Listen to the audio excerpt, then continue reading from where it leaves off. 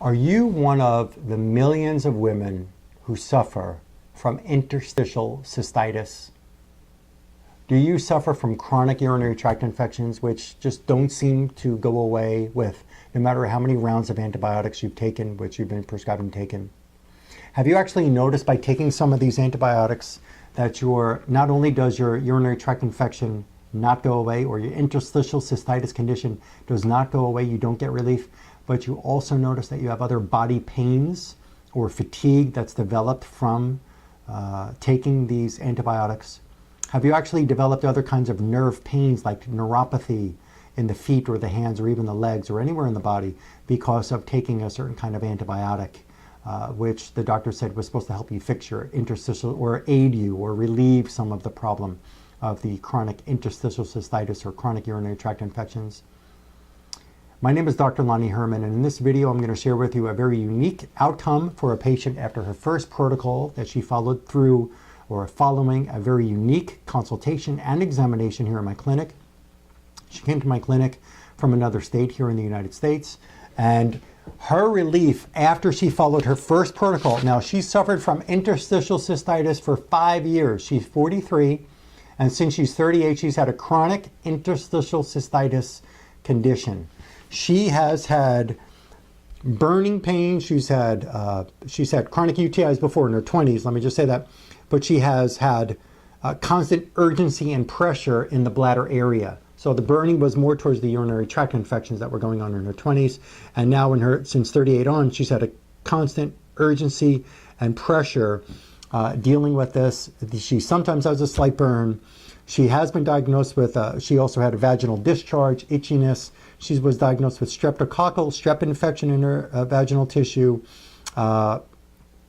After her first protocol, which I'll get to in a few minutes, after her first protocol, she told me that at the end of the protocol, which started late September of 2016, I did not see her again until January of 2017, almost 4 months later, before she followed up with me.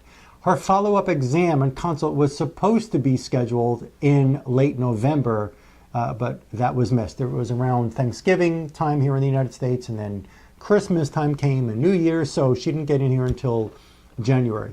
Obviously, because she was doing so good, she was able to prolong the return visit. So her symptoms decreased tremendous. She had 60% relief, still remaining 60% relief. It didn't go away and come back to where she's dealing with the IC or interstitial cystitis symptoms of the urgency and the pressure down there. She hasn't had that symptom come back. She had 60% reduction.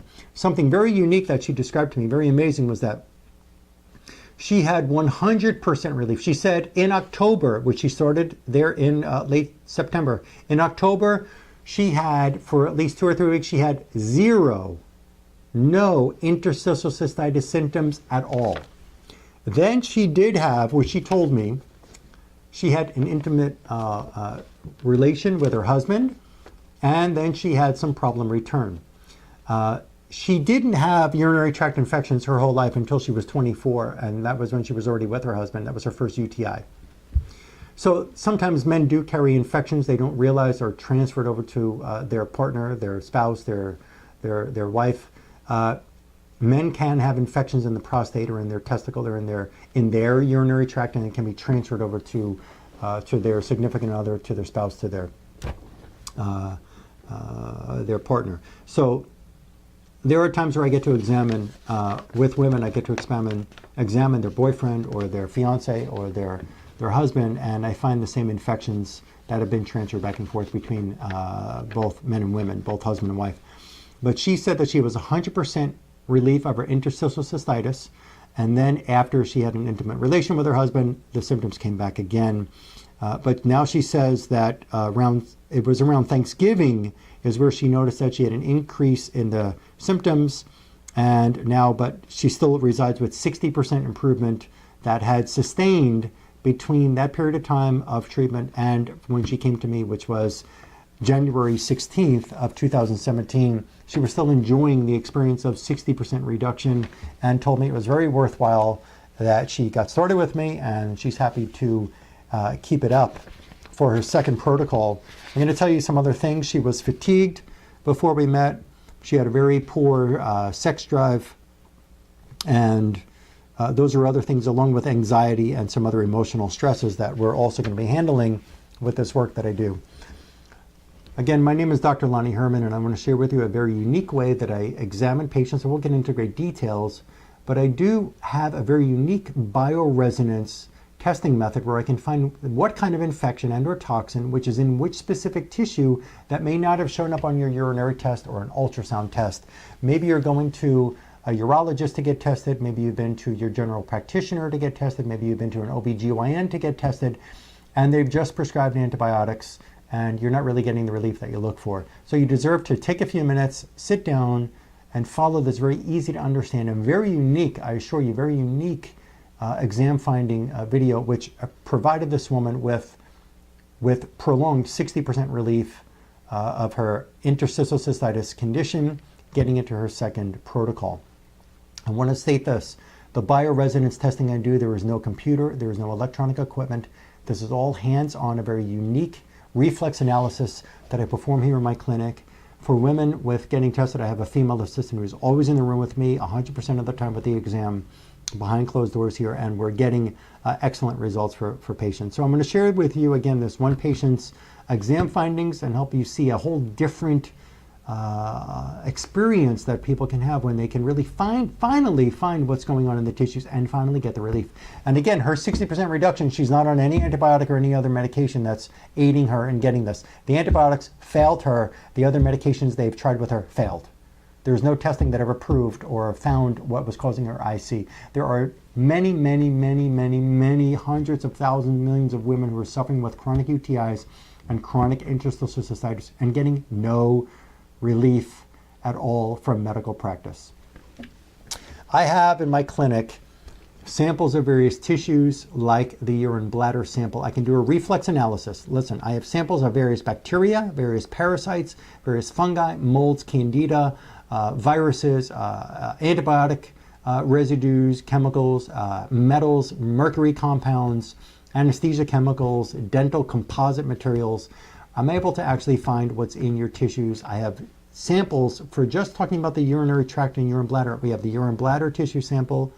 We have the urethra, the ureter, the urethra sphincter, the urine bladder sphincter, the kidney, the left kidney, the right kidney individually. I have the renal pelvis.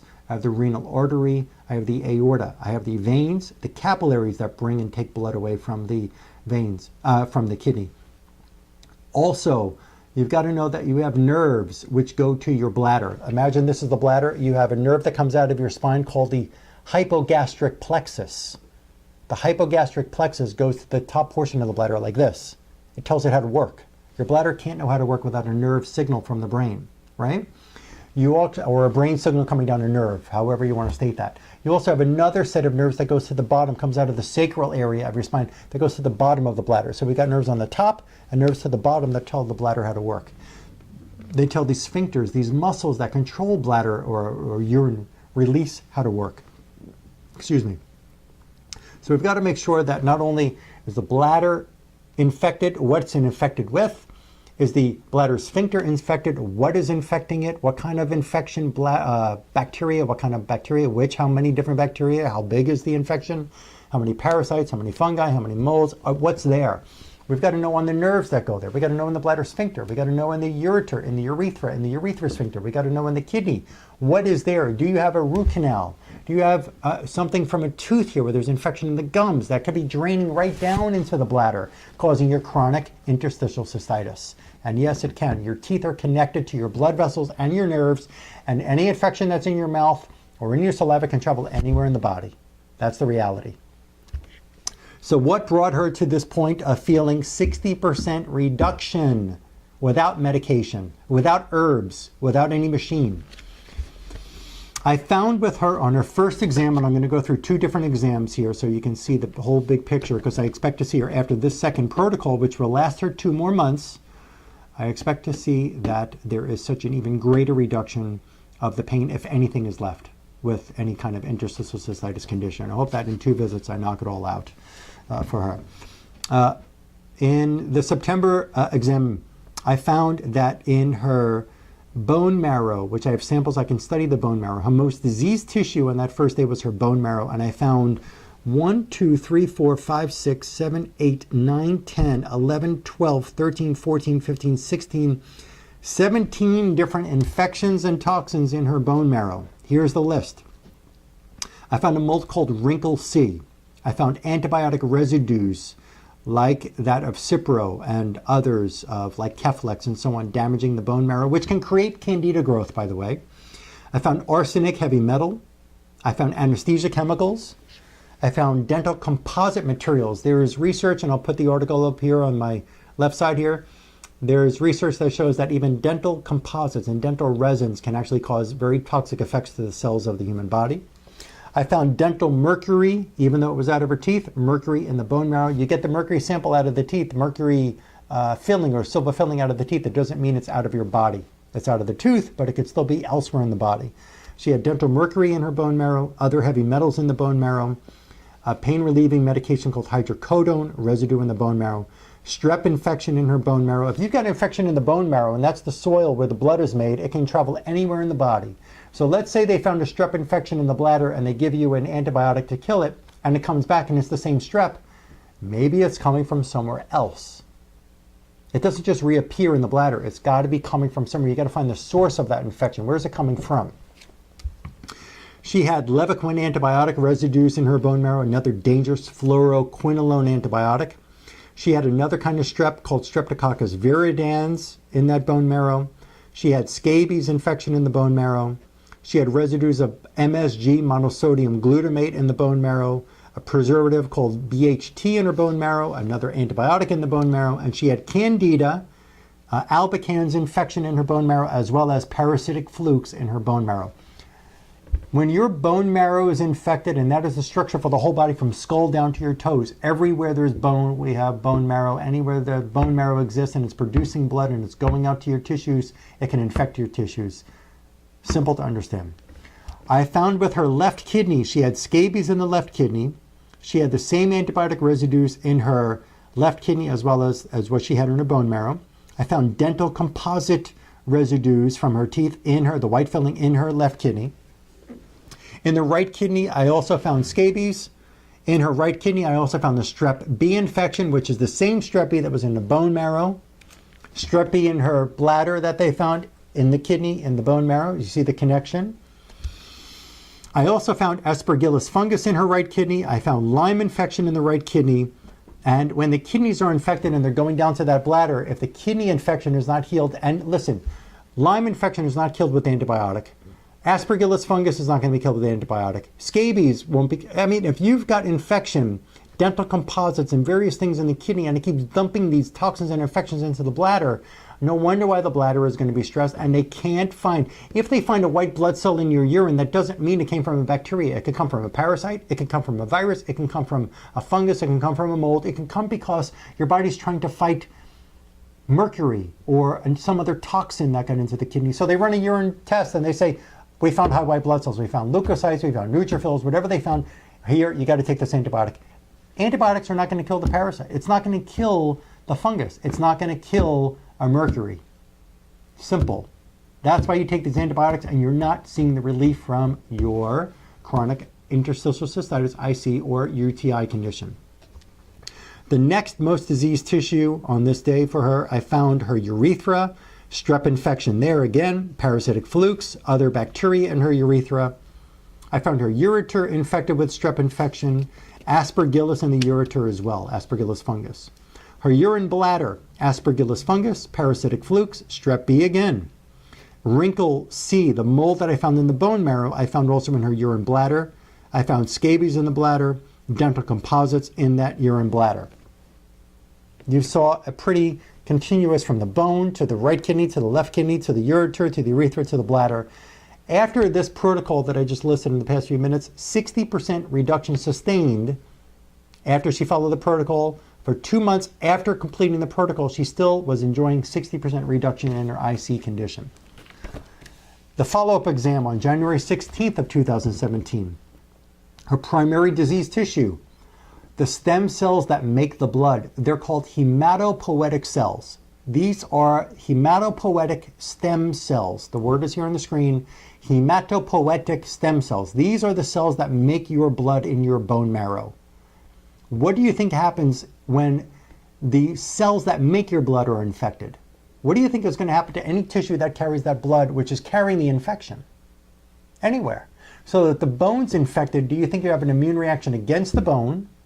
Can you have an anemia pattern, perhaps?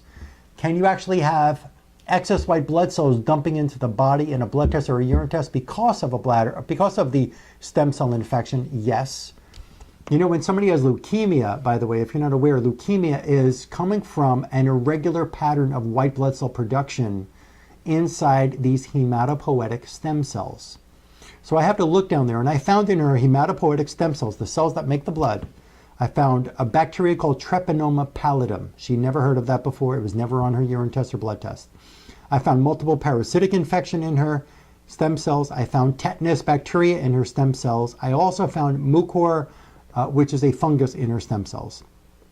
I found that same Treponema pallidum bacteria in her bone marrow, in her reticuloendothelial system. Your reticuloendothelial system, these are fibers that make up the bones, the lymph, and the organs. Your bladder is made of fibers, reticular fibers. Your lymph is made of these fibers. You have blood vessels that's part of this reticuloendothelial system. I found Treponema pallidum there as well. So again, it was in the bone marrow, it was in her stem cells that make the blood, as well as the reticuloendothelial tissues.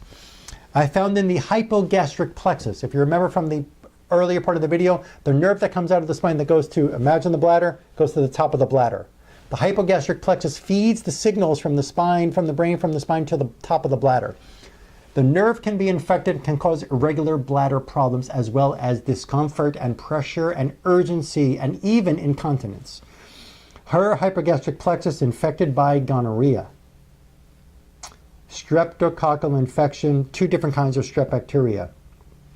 The bottom of the bladder controlled by the sacral plexus branch of nerve. She's got gonorrhea infection on that sacral plexus, as well as another strep infection. She had 2 different strep, on that sacral plexus. 2 different streps on the hypogastric plexus, 2 different on the sacral plexus. The cartilage in her body, she has infection of that Treponema pallidum. She also had in her urethra, which I did not find on the first exam. I treated in her first exam, there was strep infection, parasitic flukes, and bacteria in that urethra. This time I found there was Lyme infection in her urethra. I found in her ureter Treponema pallidum bacteria, which is a dangerous spirochete like the Lyme infection. I found that the ureter Treponema pallidum, which in the first exam I found strep and aspergillus in her ureter.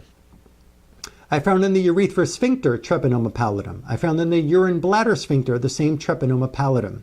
I found that Treponema pallidum bacteria in her endometrial tissue. Again, she had vaginal discharge and itchiness. I found the endometrium infected with Treponema pallidum, the vaginal tissue infected with Treponema pallidum, the cervix tissue infected with Treponema pallidum, the fallopian tubes and the ovaries and the uterus, Treponema pallidum bacteria. Her spleen infected with Treponema pallidum. The spleen cleans out infected cells. You need the spleen, which is part of your cardiovascular and lymph system. You need to be clean, not infected. Her stomach infection with the Treponema pallidum, which can add to some digestive issues she had that she mentioned, as well as fatigue.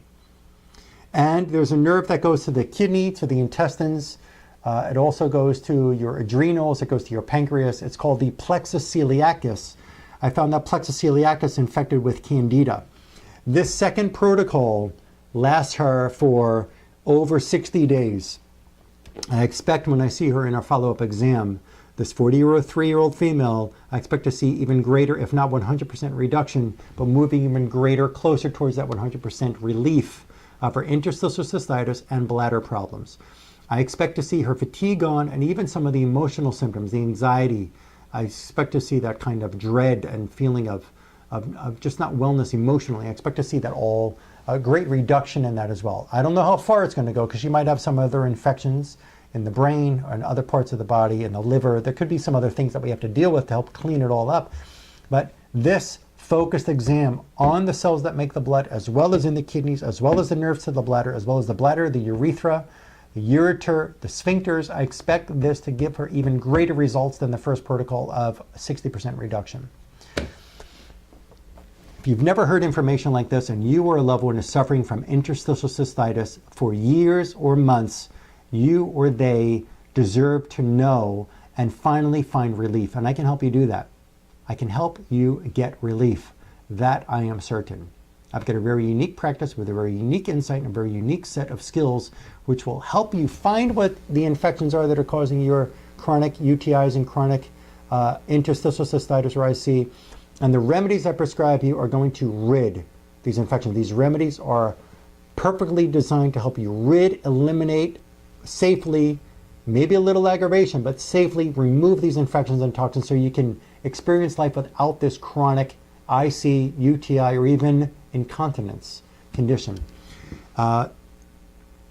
And now, of course, some of these can be linked to other diseases. If you have lupus, or if you have multiple sclerosis, or you have Parkinson's, or you have some other conditions, diabetes, there may be some other factors that we have to deal with as well and not be able to just stop the bladder problem.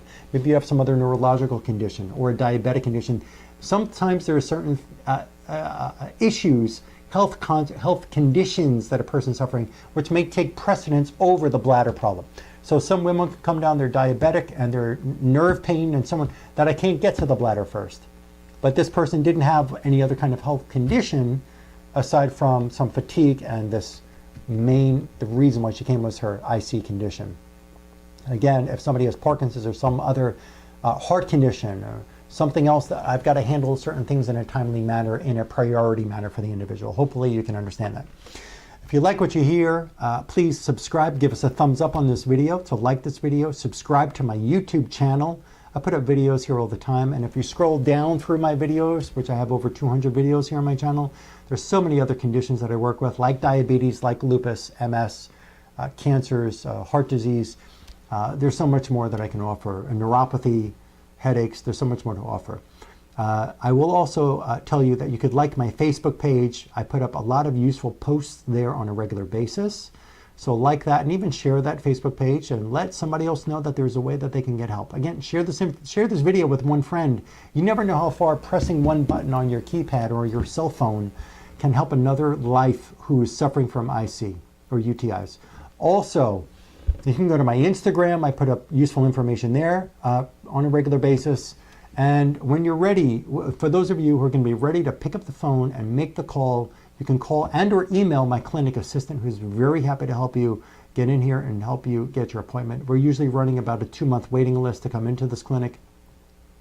But the phone number is 954-370-3100. I'll put the email address here on the screen also. Again, the number is 954-370-3100. So you can call and or email my assistant, who will be very happy to help you. She's a sweetheart. She'll help you get your appointment set up. This kind of care that I offer, which does work, but it is not covered by insurance. Insurance companies don't recognize, outside of the general medical prescription drug, ultrasound and whatever kind of exams they're going to do. They only recognize those. So your policy can cover what's not working for you, but it doesn't cover the kind of work that I do. So this is something where you'll have to invest in yourself. You're investing in yourself to help yourself get well and stop the problem, stop the chronic discomfort, the chronic pain, the chronic interstitial cystitis symptoms, and help you repair your tissue and get well. That is what I'm going to help you do. Thank you for letting me come into your home or on your mobile device and let me share this information with you. And I look forward to helping you get well. See you soon.